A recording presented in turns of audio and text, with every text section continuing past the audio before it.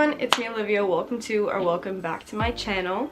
In today's video, I'm coming to you from the corner of my bed because I'm talking about something that is very near and dear to my heart, which I do in this spot, journaling. I'm gonna give you the basics. I'm gonna give you all the beginner tools to start journaling. If you or a friend are looking to journal, this is definitely the video for you. But if you've already started journaling, definitely look in the play bar. There's going to be something interesting for you, whether it be the tips or why I journal and how I journal, and you'll find something interesting, so you can go watch that. Quick disclaimer, I do want to say that this is not a tutorial.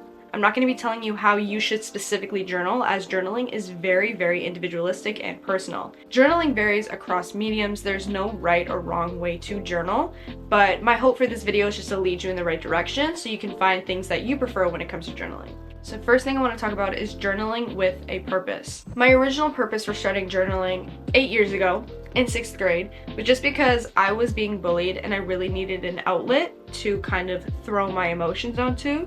This journal was the catalyst in my journaling process or journey or whatever you want to call it. This was my first journal and it was from Indigo. I bought this for literally like $30. Although none of my journals nowadays are really this expensive, this definitely made me fall in love with journaling. My purpose now has obviously changed. My purpose is now to kind of be unfiltered with myself and learn about myself and grow through writing. And I believe journaling to be one of the highest forms of self-care, especially for myself. Your purpose doesn't need to be anything that intricate. It can literally just be, I want to journal, or I need a place to put my emotions down. Whatever it may be, all of them are valid. The fact that you want to start journaling is enough to get started. All right, let's move on to materials. So for myself, I really do enjoy gel pens. I really liked the Bic Gelocity pen. I don't have any with me, but I also really like this Pentel Energel liquid gel ink pen. It's in the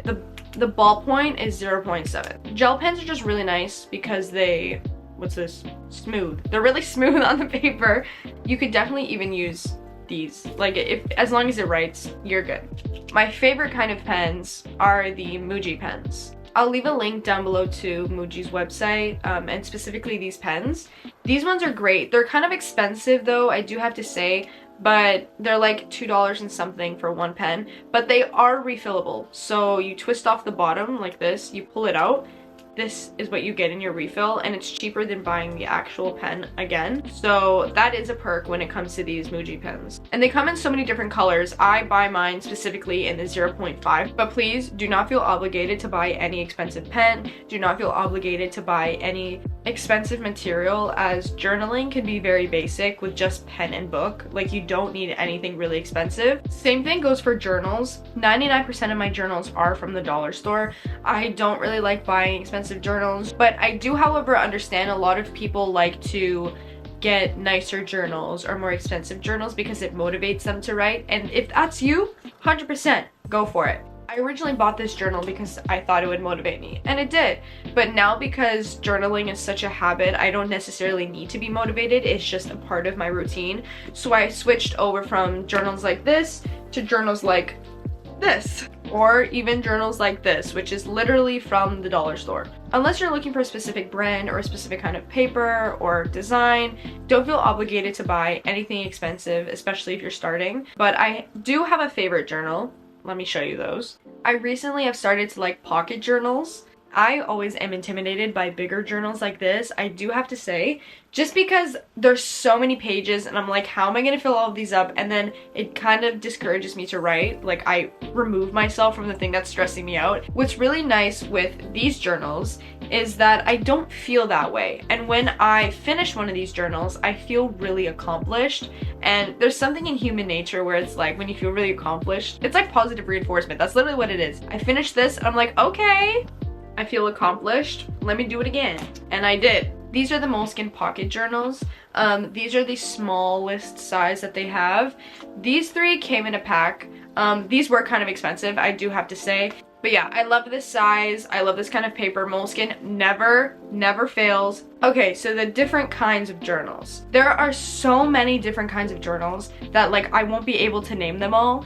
But you can definitely go on Pinterest and see all the different kinds and get examples and whatever. But I'm just gonna give you a few. This 5-minute journal is one way to start journaling. If you don't necessarily have a stream of consciousness that you want to write about, this is very instructional. So here it says, I'm grateful for, you just answer that.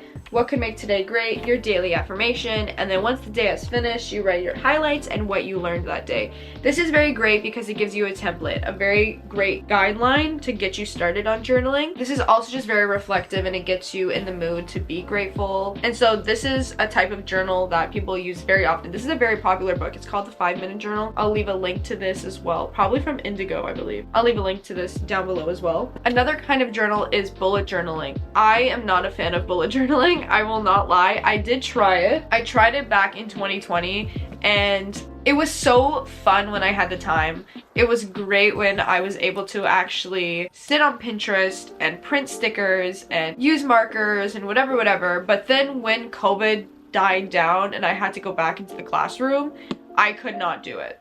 Like, I literally did not have the time. What bullet journaling kind of entails is like your whole life in one journal, which would be like habit trackers or mood trackers, and there's different templates or different monthly spreads and whatever. There's so many different kinds of formats you can do for bullet journaling.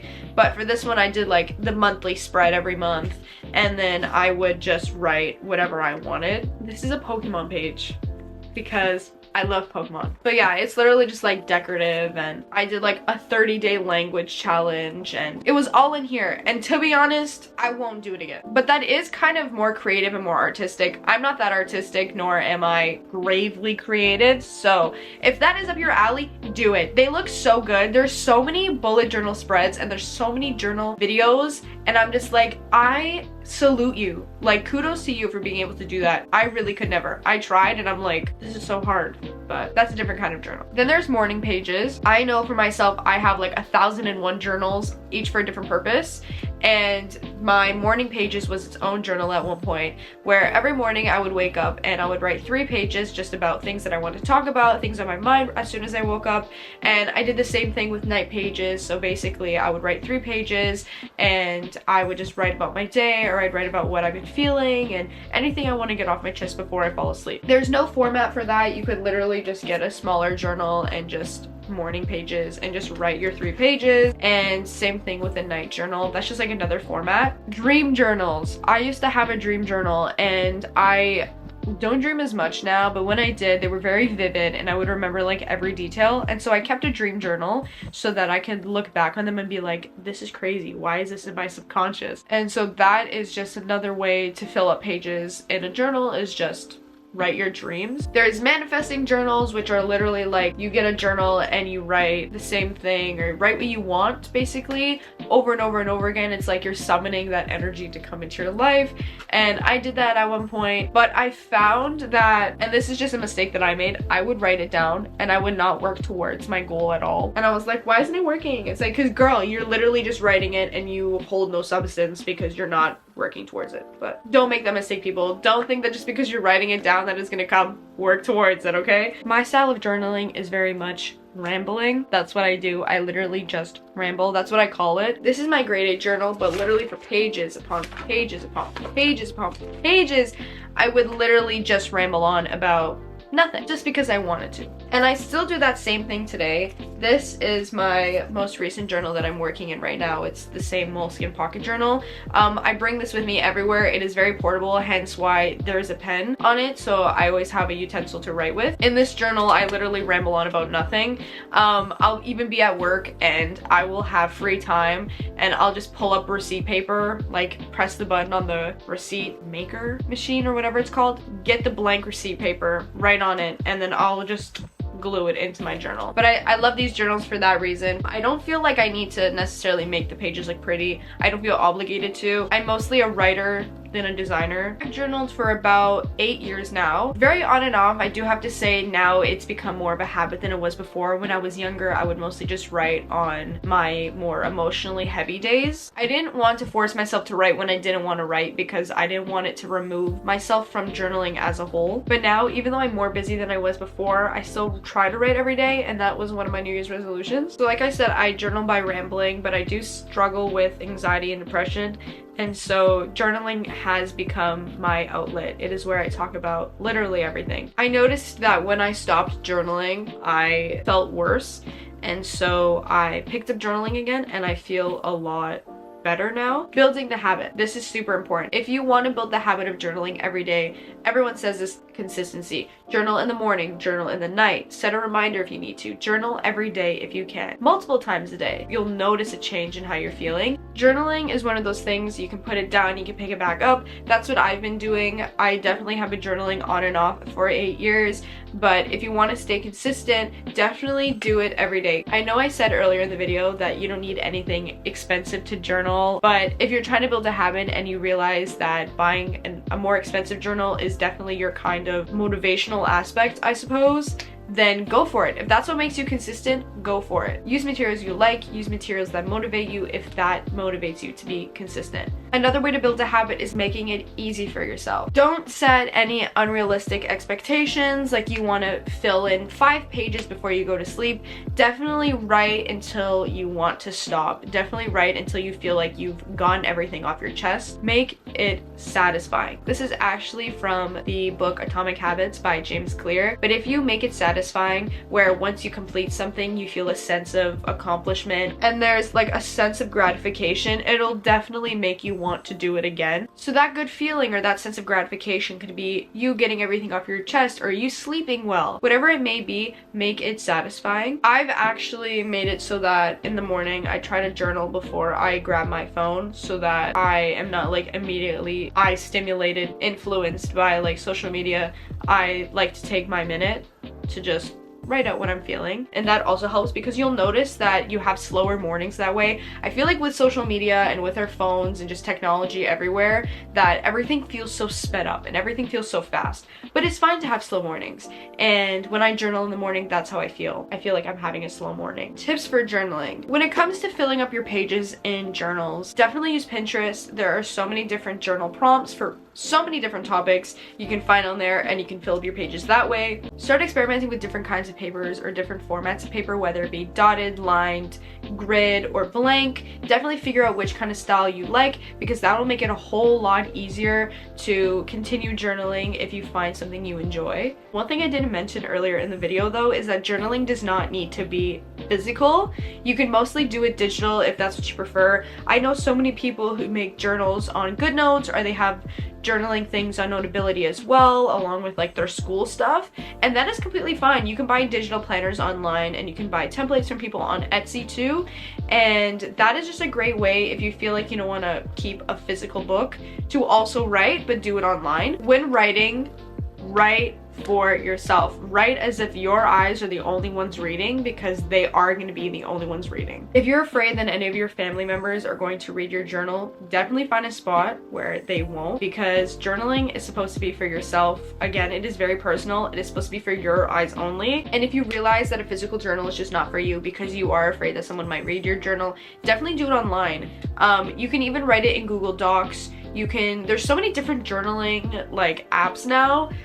You can even do it in your notes. My notes app is just full of things that I needed to write down. So if that's your way of journaling because you're afraid people might look at it, if it were physical, you could do that as well. Keep a journal with you at all times if you can. Like for myself, I always keep one of these journals in my bag with me, because whenever I feel the need to write, I can just pull it out and it's there for me instead of having to wait until I get home and whatnot. I have it with me at all times. There are going to be days where you feel speechless. There are going to be days where you literally feel like you can't write or you can't formulate a sentence because there's nothing to write about. That's okay. You can either decide not to write, or you can use prompts. That works really well. I would say definitely keep a couple of prompts like on your phone, on Notes app, and then if you have a physical journal or if you have a digital one, use those prompts whenever you feel like there's nothing like going in your brain. If you feel that a journal or a pen or your materials are not motivating you, or your purpose is not motivating you, definitely try a new environment. I mean, like, when it comes to even studying or doing schoolwork, I get motivated by switching my environment. I go to a library, or I'll do whatever I need to do because it's important that we enjoy what we're doing, right? Or else why would we be doing it? So sometimes I think about going to like a park and writing, or sometimes I think about going on a drive and just sitting in a parking lot and writing. And the change of environment is very important, especially if you're trying to curate new things to write about. So that's definitely food for thought. And so to end off this video, I really just want to give you guys a couple of reminders and just let you know again that journaling, there is no right or wrong way.